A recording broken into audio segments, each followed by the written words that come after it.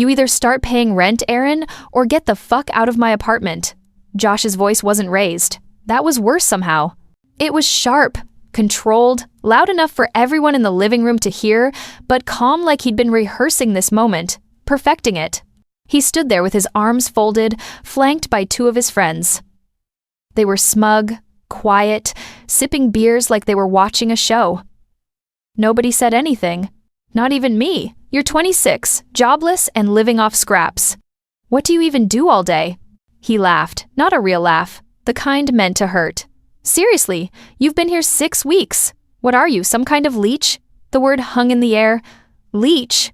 I didn't yell, didn't defend myself, didn't explain that I'd been buying groceries, cleaning, staying invisible, that I'd lost my job through layoffs, not incompetence. That 6 weeks ago, when I'd called asking for help, he'd said, "Family helps family," before making me feel like a burden every single day. Since, I just stood up, walked upstairs to the guest room where I'd been sleeping, started packing my things in silence. Not one person followed me. Not my brother. Not his girlfriend who I'd known since high school. Not the friends who'd eaten food I'd bought just hours earlier. By the time I closed the apartment door behind me, bag over my shoulder, I could already hear the laughter resuming downstairs. Like I'd never existed. Like humiliating me was just entertainment between poker hands. I walked to my car in the dark and sat there for 20 minutes before I could drive. Not crying, just numb. My name is Aaron Carter. I'm 26 years old. Born and raised in Cleveland, Ohio. I'm the youngest child in a family where being the responsible one never meant being respected, just used. The one who got good grades while Josh partied, the one who worked 2 jobs through college while he dropped out, and Dad paid his rent anyway. The one who always showed up, always helped, always. Tried. Josh is my older brother. 31. Loud, proud, Dad's favorite since the day he was born. Never had to work for anything. Never had to prove himself. Just coasted on being the firstborn son in a family that valued that above everything. I've been working since I was 15, saved my own money for college, paid my own bills, built my own life quietly, while Josh built his personality around being Dad's golden boy. And while he was standing in his living room calling me a leech in front of his friends, I was sitting on a truth that would completely destroy his ego and his fake kingdom. But I didn't know it yet. That revelation was 3 days away. When I lost my job, I didn't ask for much. Just a couch, a few weeks to get back on my feet. I had savings, but Cleveland rent was brutal and I needed time to job hunt without burning through everything. Josh acted like he was doing me this huge favor. Family helps family, he kept saying. But he made sure I never forgot I was. Called me squatter more than he called me by my name. Made jokes about me being unemployed. Loudly discussed my failure to launch with his girlfriend while I was in the next room. I paid for groceries, cleaned the apartment, did his dishes, stayed out of the way, applied to jobs in coffee shops so I wouldn't be in his space. It was never enough. He'd come home from his sales job, the one Dad had gotten him through connections, and immediately start listing everything I'd done wrong. Left a glass in the sink. Took too long in the bathroom. Existed too loudly. His friends came over constantly. They'd drink beer and play video games and make comments about Josh's charity case. I'd stay in my room, headphones on, trying to become invisible. I lasted 6 weeks before he decided even that was too much. 6 weeks of humiliation that ended with that word, leech. The apartment building we grew up in felt like it had always been Josh's destiny. 3 stories, 6 units, built. In the 1,940 seconds, renovated badly in the 80 seconds. Our grandfather had bought it decades ago, back when you could still buy property in Cleveland without selling a kidney. We'd lived in the largest unit when I was a kid, played in the shared backyard, knew all the tenants. Grandpa used to let me help collect rent when I was little. I'd knock on doors and he'd stand behind me, smiling. Property is responsibility. He used to say, "You take care of it, it takes care of you." Josh never helped, never wanted to. But Dad always told him, "One day, son, this'll be yours." He never said that to me. After Grandpa died 5 years ago, Dad took over managing the building. Josh moved into the second-floor unit, best apartment, corner windows, recently renovated. He bragged constantly that he'd inherit the whole thing because he was the responsible one. Never mind, he hadn't paid rent in 3 years. Never mind, Dad covered his utilities. Never mind, the building manager did all the actual work. Josh just lived there, rent-free, calling it his and waiting for Dad to make it official. I assumed he was right. Why wouldn't I? Dad had made it very clear his son mattered more than his daughter. The building was just another example. 3 days after I left Josh's apartment, I was staying in a cheap motel and sending out resumes when my phone rang. Unknown number. I almost didn't answer. Miss Erin Carter? Yes. My name is Robert Winters. I'm the attorney handling your late grandfather's estate. We've been trying to reach you for several months.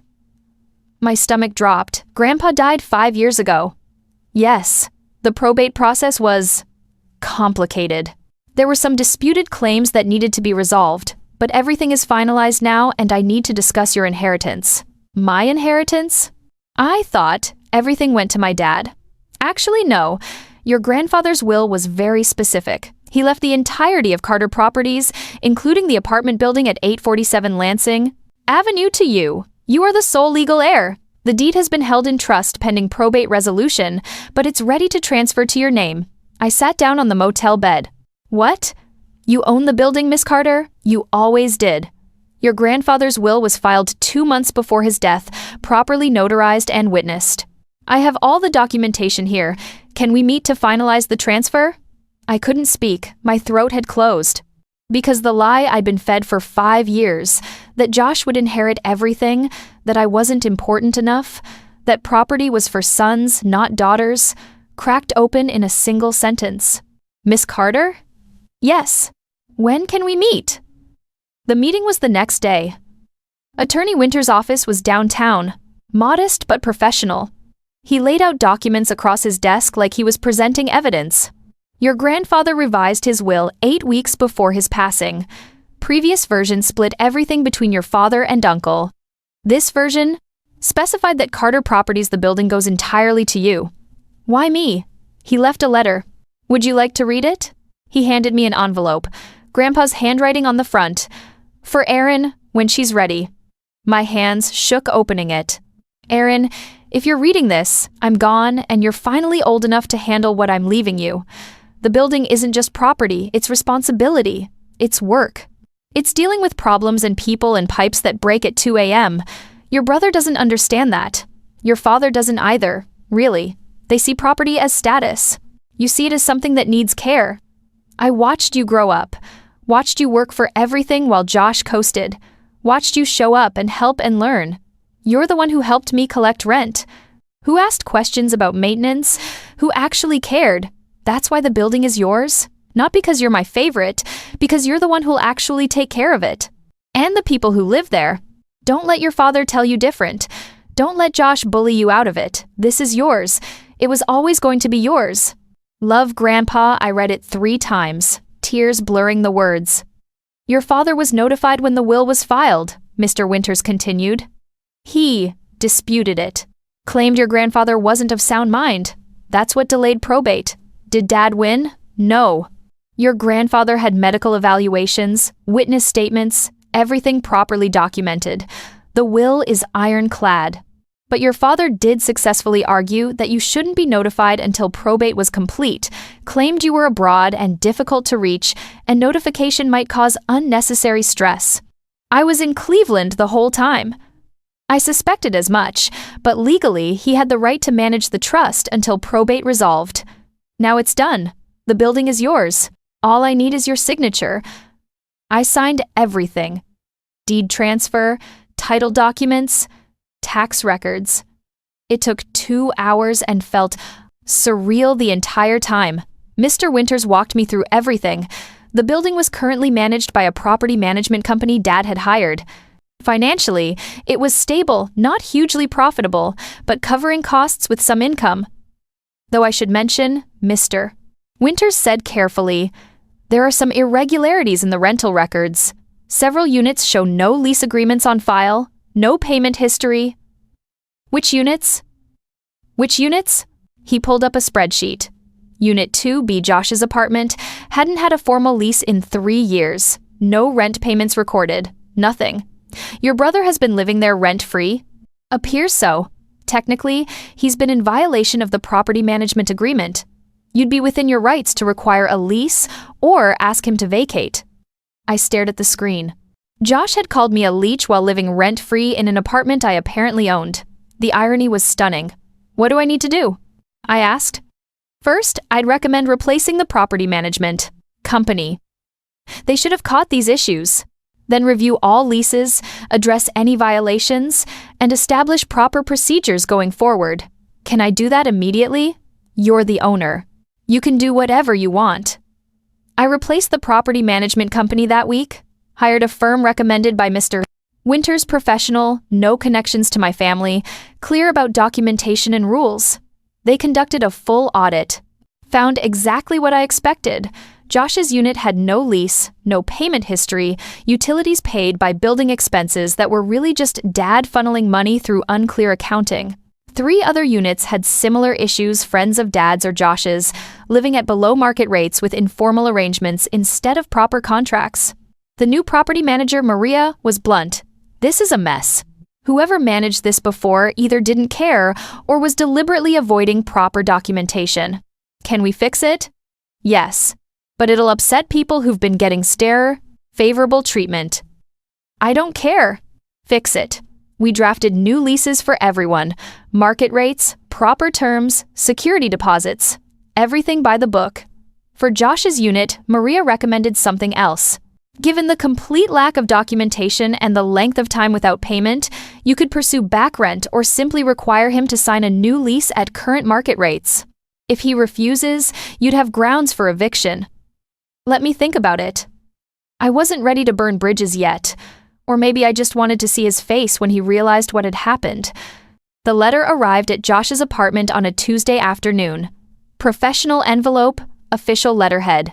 Hand-delivered by Maria. Notice of property ownership transfer and request for lease compliance. Josh opened it during a poker night. I know because Maria texted me. Letter delivered. Recipient seemed surprised. I waited 2 hours. Then I drove to my building, and used my key to enter through the back. Stood in the hallway outside Josh's door. Could hear him inside. Who the hell is Erin Carter, landlord? Is this a joke? Dude, it says right here she owns the building. That's impossible. My dad owns this building. It's going to be mine. Says here it transferred from a trust. Legal and everything. Long silence. Then, this is bullshit. Some kind of scam. I didn't knock. Didn't announce myself. Just listened to him trying to figure out what had happened. His voice getting louder, more frantic. Finally, I left. The silence was enough. He showed up at my motel 2 days later. Banging on the door at 9 p.m. I opened it. He was furious, face red, hands shaking. What the fuck is this? He shoved the letter at me. You think this is funny? You think you can kick me out of my own house? It's not your house, Josh. It never was. Dad said. Dad lied. Grandpa left that building to the family. Grandpa left that building to me. Specifically, there's a will. Legal documents. A letter explaining exactly why he chose me and not you? That's impossible. I pulled the deed from my bag, the new one, with my name in black ink, handed it to him. He stared at it, looked at me, back at the paper. This is fake. Call the attorney. Robert Winters. His number's on the letterhead. He'll confirm everything. Dad's going to fix this. Dad tried to fix it, spent 5 years fighting it in probate. He lost. The building is mine. Legally, permanently. He threw the papers across the motel parking lot. You're doing this because I kicked you out. This is revenge. No, this is inheritance. The revenge is just a bonus. I'll fight this. With what? You have no lease, no payment history, no legal standing. You've been squatting in my property for 3 years. If anyone should be calling anyone a leech, it's me. His face went from red to pale. You wouldn't. Wouldn't what? Enforce basic landlord-tenant laws? Require you to actually pay rent, like everyone else? Why wouldn't I? Because I'm your brother. You called me a leech in front of your friends, kicked me out with nowhere to go, made me feel worthless for 6 weeks. You're my brother when it benefits you.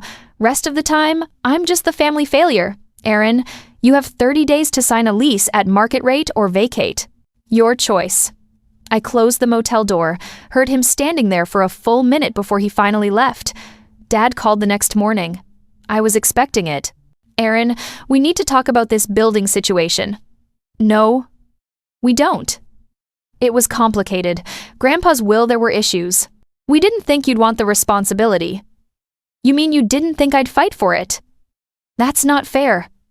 What's not fair is you spending 5 years trying to overturn Grandpa's will. What's not fair is telling Josh the building would be his when you knew it was mine. What's not fair is hiding the truth and calling it protection.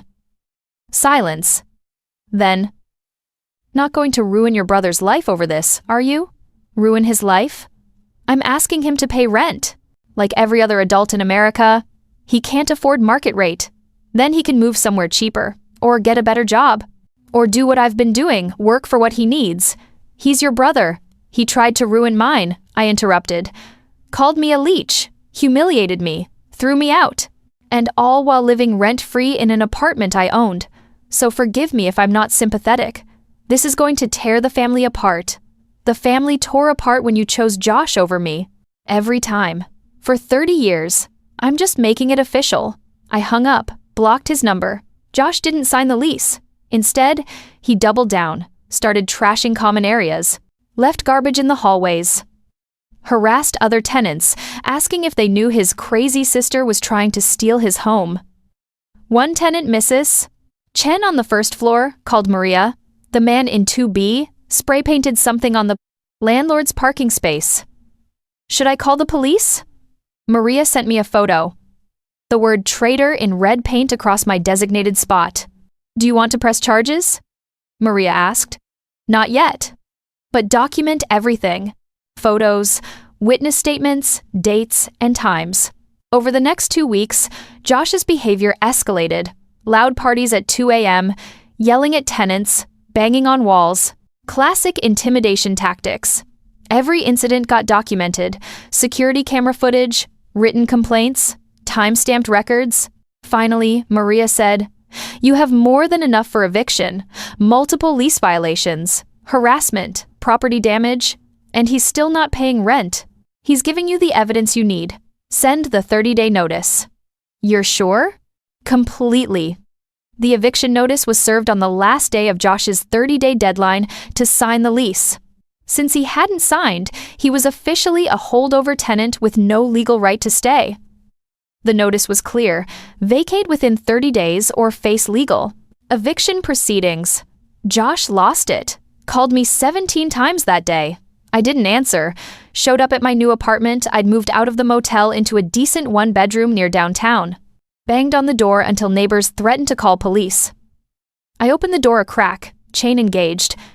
"You can't do this. I've lived here for 3 years. Without a lease or paying rent. That's called squatting. Dad said it was fine. Dad didn't own the building. I do. And I'm saying it's not fine. Please, Aaron. I don't have anywhere else to go. You should have thought about that before you kicked me out with nowhere to go. I'm sorry. I was angry. I didn't mean, you called me a leech in front of your friends. You humiliated me for 6 weeks. You made me feel like I was worthless. Now you want sympathy? I'm your brother. Then act like it. Pay your rent. Follow the rules. Treat people with basic respect. Until then, you're just another tenant violating the lease." I closed the door. 30 days later, Josh still hadn't left. Sheriff's deputies arrived at 8 a.m. on a Tuesday to enforce the eviction. I wasn't there. Maria handled it. But she called me when it was over. "It's done. He's out."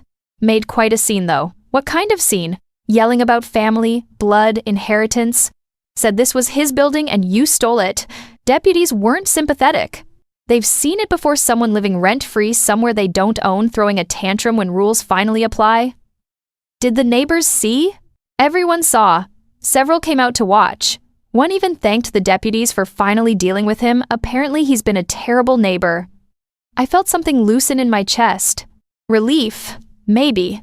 Or just the satisfaction of consequences finally catching someone who'd avoided them his entire life. What about his stuff? Moved to storage. He has 30 days to claim it, or it's considered abandoned. Josh moved in with a friend across town. Word spread fast. Through the old neighborhood, the golden boy had no gold left. I cleaned out Unit 2B myself. Spent a weekend going through the space Josh had occupied for 3 years. Beer-stained carpet.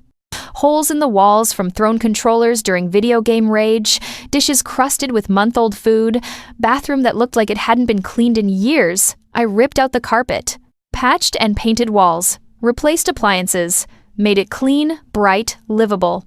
Then I did something different. Instead of renting it out, I converted it into a shared workspace for tenants. Desks, chairs, fast Wi-Fi, a coffee machine, bookshelves. A place where people could work remotely, study, build something. The tenants loved it. Within a week, it was the most used common space in the building. Mrs. Chen started using it for her online tutoring business. The college student on the 3rd floor studied there every afternoon. The graphic designer in 1A used it for client meetings. The building felt different, lighter, like removing Josh had removed a weight everyone had been carrying. 6 months after the eviction, I ran into Josh at a gas station. Completely by accident, I was filling up, turned around, and there he was. He looked different, thinner, tired, hair longer, not styled. The cocky confidence completely gone. Aaron, Josh, awkward silence. I kept pumping gas. He stood there, hands in his pockets. "You really went through with it," he finally said. Not angry, just defeated. "You really thought you could treat me like garbage and keep everything?" I was angry, so was I. I just used it better. He flinched. "That's cold. That's honest. You spent 6 weeks making me feel worthless. Called me a leech while living rent-free in property I owned. You want me to feel bad about enforcing basic consequences? I lost everything." "No. You lost things you never actually had. The apartment wasn't yours, never was. You just thought it was because Dad let you believe it. Where am I supposed to go? Figure it out, like I had to when you kicked me out, like everyone else who doesn't have family paying their way." The pump clicked, tank full. I replaced the nozzle, tightened the cap. "For what it's worth," Josh said quietly, "I am sorry about how I treated you. You didn't deserve that." I looked at him, really looked, saw something different, not just defeat, but maybe awareness, the beginning of understanding. "You're right. I didn't deserve it. But thank you for saying it. Does that mean no? Apology doesn't undo consequences.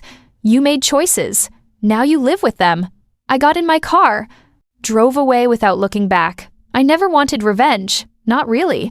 I just wanted respect. But sometimes you don't get to choose what you inherit. Sometimes you inherit silence, pain, anger, years of being dismissed and devalued and treated like you don't matter. And a building full of people who thought you'd never fight back. I sit in the small office at the front of the building now. It used to be storage. I turned it into actual workspace desk, filing cabinets, a decent chair, place to handle building business. Tenants drop by regularly. Rent is fair. Heat works. Roof doesn't leak anymore. I had it repaired immediately. There's a system for maintenance requests. Problems get fixed. Mrs. Chen brings me tea sometimes. "You're a good landlord," she told me once. "Better than before." "Than my dad?" "Than anyone. You actually care." On the wall behind my desk, I framed something. Grandpa's old workshop had a quote he kept taped above his tool bench. I'd taken a photo of it years ago, never knowing why it mattered. Now I did. "Respect is earned, but ownership? That's written in ink." Beneath the quote, I hung the deed. My name, my signature, official seal, not Josh's, not Dad's, mine. Dad tried reaching out eventually. Emails, letters, messages through relatives. All variations of the same thing. "Can we talk? Let's fix this. Family shouldn't be like this." I didn't respond. Because family shouldn't be like this. He was right about that. Family shouldn't lie. Shouldn't play favorites. Shouldn't let one child humiliate another for entertainment. But it was, and he'd made it that way. Josh I heard about through the grapevine. Working retail, living with roommates. Struggling but surviving. Part of me felt bad. Small part. The part that still remembered being kids. Before he became Dad's golden boy and I became the afterthought. But mostly I felt nothing. He'd made his choices. Now he lived with them. Same as everyone else. A year after taking over the building, I expanded. Bought a second property, another small apartment building, 4 units, foreclosure sale, used rental income from the first building as down payment, got a business loan for renovation, did most of the work myself with help from contractors I'd met through the first property. 6 months later, it was occupied. Good tenants, fair rent, properly managed. I was building something, slowly, carefully, not flashy, just real. Started a small property management business. Other small landlords hiring me to handle their buildings because I actually cared about doing it right. Turns out Grandpa was correct. Property is responsibility. But if you take care of it, really take care of it, it takes care of you. 21, 2 years after the eviction, I got a letter from Josh, handwritten. 3 pages, apology, real apology.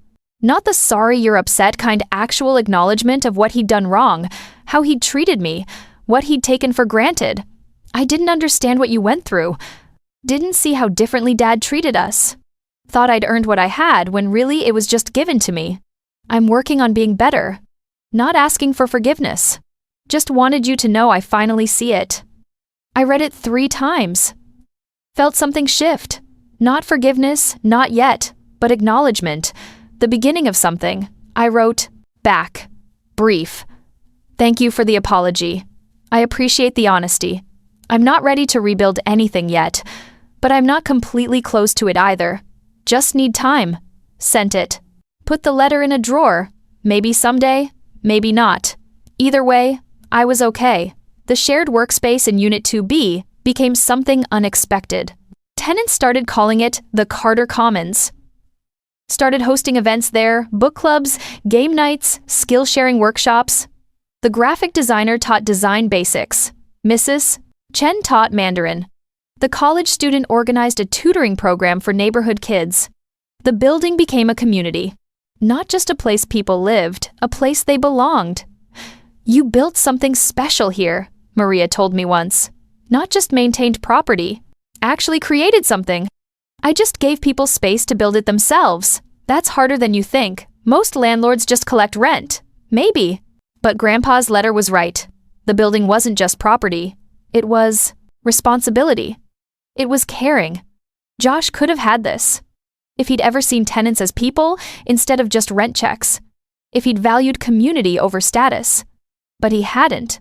So I did. 3 years after taking over, I made enough to quit my day job. Property management became full-time work. 4 buildings now. 23 units total. Small operation, but profitable. Sustainable. I hired Maria full-time. Hired a maintenance contractor on retainer.